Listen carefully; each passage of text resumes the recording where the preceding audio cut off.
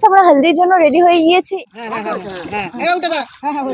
না কি বল, তাহলে তো একটা বোরকা পরিয়ে আনা দরকার ছিল। আপনারা বিয়ে করেন।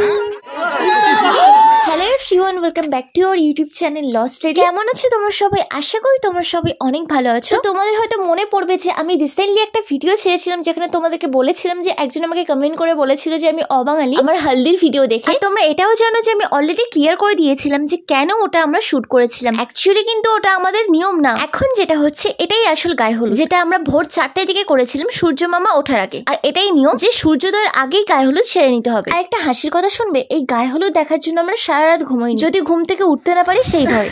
তো গাইস ছেলের গায়ে হলুদ মাখানো হয়ে গেছে, এবার আমরা তত্ত্বসাজ এবং মেয়ের গায়ের হলুদ যাবে বলে এখানে দেখো তত্ত্বসাজ রেডি হচ্ছে। তো গাইস এখানে দেখো হলুদ, ছেলের গায়ের হলুদ এটা, আর এখানে তেল যাবে। তো এটা হলুদের জন্য মেয়ের শাড়ি, আর এখানে হচ্ছে মাছ যাবে, মানে মাছের তত্ত্ব যাবে। আর এইদিকে দেখো মাছটাকে সুন্দর করে সাজানো হচ্ছে পুরো একটা কোণের মতো। দেখো টিগলি পরানো হয়েছে, নাকে নথ পরানো হয়েছে, ওড়না পরানো হয়েছে, পুরো একটা বউয়ের মতো সাজানো হয়েছে। তো গাইস আমরা হলদির জন্য রেডি হয়ে গিয়েছি, এবার আমরা বেরোবো মেয়ের বাড়ির উদ্দেশ্যে, মানে তত নিয়ে যেতে হবে তার জন্য। তো দেখো আমরা ফাইনালি গাড়িতে উঠে গেছি। আর আমরা না মোট গিয়েছিলাম 8 জন ড্রাইভারকে ধরে। আমি কি করেছি, প্রত্যেকের নাম জিজ্ঞেস করেছি যে বরের কে হও তোমরা। দেখো আমার কপালটা এমনই খারাপ, সেই সময় ভয়েস রেকর্ডটা বন্ধ হয়ে গেছে, মানে কোনো কথাই রেকর্ড হয়নি। এবার আমি কিভাবে বলবো ওরা কে হয়।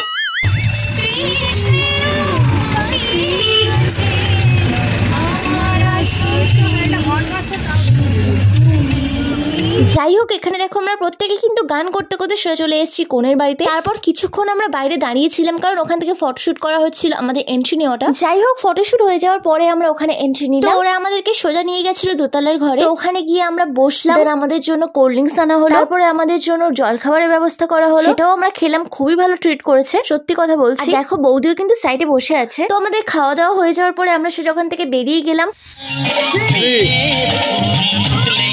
তোমরা দেখলে আমাদের ভিডিও, ছবি তোলা এগুলো সব বাকি ছিল, সেগুলো আমরা সেরে নিলাম। তারপর সে চলে গেলাম লাঞ্চ করতে, কারণ সকালের খাবার তো হজম হয়ে গেছে, লাঞ্চ তো এবার করতে হবে। লাঞ্চে ছিল মাছ, ভাত, চচ্চড়ি এইসব কিছু ছিল। তো তোমাদেরকে তাই দেখালাম, কারণ ওটা দেখালে অনেকটা লং ভিডিও হয়ে যাবে, তো আমি সেটা চাই না। তো আমাদের খাওয়া কমপ্লিট করে আমরা ঘরে এসেছি। আমরা তোমাদেরকে বলছিলাম যে আমরা রেডি হবো, আর সেই সময় ভয়েস রেকর্ডটা অফ হয়ে গেছে। কি যে হচ্ছে ভগবান জানি, আসলে আমারই ভুল, আমি চার্জ দিইনি, তার জন্য এই প্রবলেমটা হচ্ছিল। তো এখন আমি তোমাদেরকে যেটা দেখাচ্ছি ওটা হচ্ছে সন্ধ্যার টাইম, মানে বিয়ের টাইম। দেখো সবাই রেডি হয়ে বেরিয়ে পড়েছে তত্ত্ব নিয়ে। এদিকে তাকা, এদিকে তাকা। ওই দা মিষ্টিটা কোথায়?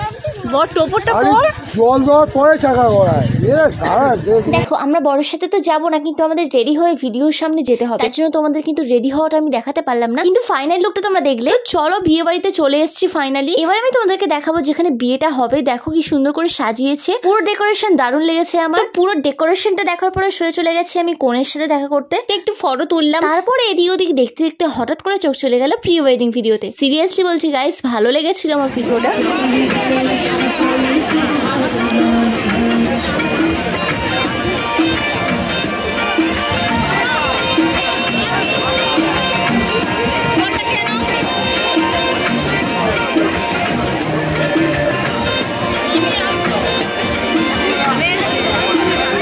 একটা ঘটনা ঘটে গেছে, আমরা প্রি ওয়েডিং ভিডিও দেখছিলাম আর আমাদের কিছু ফটো তুলছিলাম, হঠাৎ করে শুনতে পেলাম বর পর থেকে পড়ে গেছে।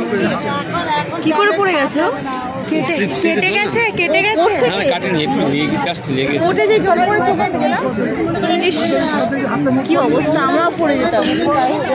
দেখলে তোমরা কি হুলস্থুল কাণ্ড। তো লম্বা চওড়া ছেলে যদি পড় থেকে পড়ে যায় স্লিপ করে, তাহলে ভাবো তার কতটা লেগে। তো সবাই তাড়াহুড়ো করে ওকে ওষুধ দিল। তো ওর কোনো দোষ ছিল না, পোটের মধ্যে প্রচুর জল পড়েছিল, কিভাবে হয়ে গেছে। যাই হোক দেখো ওর বরণ করার জন্য ডালা নিয়ে এসছে সবাই। বোরকা পরিয়ে আনা উচিত ছিল, কি দরকার ছিল আজকের দিনে? মুখ দেখতে পাচ্ছেন না কি বল, তাহলে তো একটা বোরকা পরিয়ে আনা দরকার ছিল। সত্যি আপনারা বিয়ে করেন, আপনারা বিয়ে করেন। কে বলেছে? না করেন, ভয় কিসে? এত ভয় কিসে? প্রোটেকশন এটা কি করতে এসেছে? হ্যাঁ ইলেকশনে দাঁড়িয়েছে নাকি? হ্যাঁ ইলেকশনে দাঁড়িয়েছে, প্রোটেকশন সিলেকশন আগে থেকে সিলেকশন হচ্ছে। তাহলে তোমরা না গেলে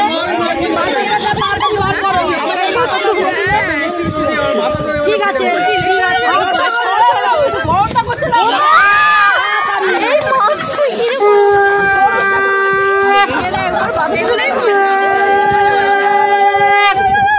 দেখে গেছো আর বিয়ে করবে? তোমরা ছেলেরা যারা ভিডিও দেখছো তারা দেখে নাও, বিয়ের সময় এই অবস্থাই হবে।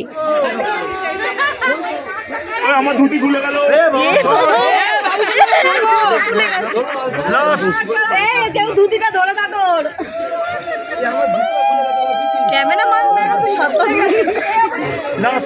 তো দেখো 7 পাক ঘোরা হয়ে গেছে, শুভদৃষ্টিও হয়ে গেছে। এবার হবে কার দল ভারী। ছেলেকে আর মেয়েকে উঁচু করে তুলবে, যে যত দূরে তুলতে পারবে তার দল ভারী। কিন্তু গাইস কোণের বাড়ির লোকেরা ছেলেকে কিছুতেই তুলতে দিচ্ছিল না। সে যাই হোক, যেই জিতবে আমাদের ইলাপ তো দেখতে দেখো কে জেতে।